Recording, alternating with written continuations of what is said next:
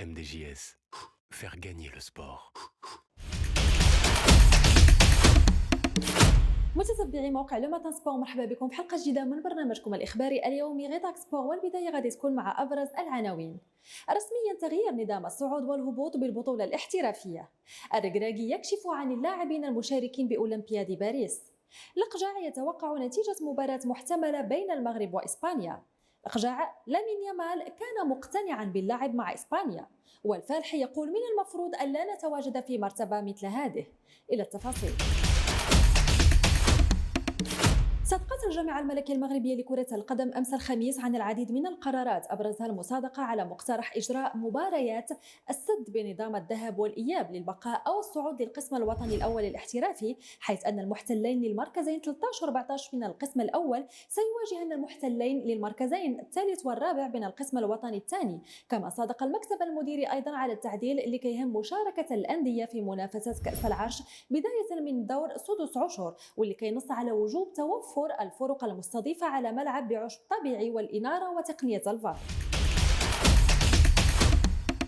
تحدث الناخب الوطني وليد الركراكي خلال الندوة الصحفية اللي كتسبق مباراة المغرب وأنغولا واللي غادي تجرى اليوم الجمعة على الساعة 10 ليلا بملعب أدرار بأكادير عن إبراهيم دياز، حيث قال أن ملفه استغرق سنة ونصف، ودياز اختار الانضمام للمنتخب المغربي في نفس توقيت استدعاء المنتخب الإسباني له.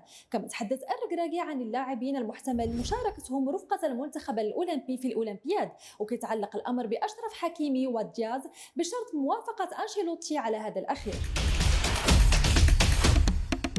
تحدث فوزي القجع رئيس الجامعة الملكية المغربية لكرة القدم في حوار ليه مع صحيفة ماركا الإسبانية عن توقعه لنتيجة مباراة محتملة بين المغرب وإسبانيا، قائلا لا يوجد اثنان دون ثالث لهما، تعادلنا في الأولى في مونديال روسيا وفزنا في الثانية في مونديال قطر وسنفوز كذلك في الثالثة، نحن دولة صديقة. تحدث فوزي القجع رئيس الجامعة الملكية دائما في حوار ليه مع صحيفة ماركا الإسبانية بخصوص إقناع لامين يامال بالانضمام لصفوف المنتخب المغربي، حيث قال التقينا بوالدي لامين، عرضنا مشروعنا عليه وعلى عائلته، لكنه كان مقتنعا باللعب مع منتخب إسبانيا ونتمنى له كل التوفيق. والى اخبار البطوله الوطنيه، اذ قال رضوان الفالحي المدرب المؤقت لفريق الوداد الرياضي بعد الفوز امس الخميس على مولوديه وجده بهدفين نظيفين من المفروض ان لا نتواجد في مرتبه مثل هذه، وانا ارى ان البطوله العربيه والسوبر ليج وتغيير المدرب كان له اثر سلبي على المجموعه فضلا عن عدم الاستقرار الاداري، وان اتمنى ان يكون الجمع العام فأل خير للفريق.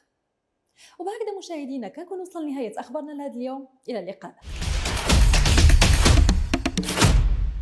MDJS, faire gagner le sport.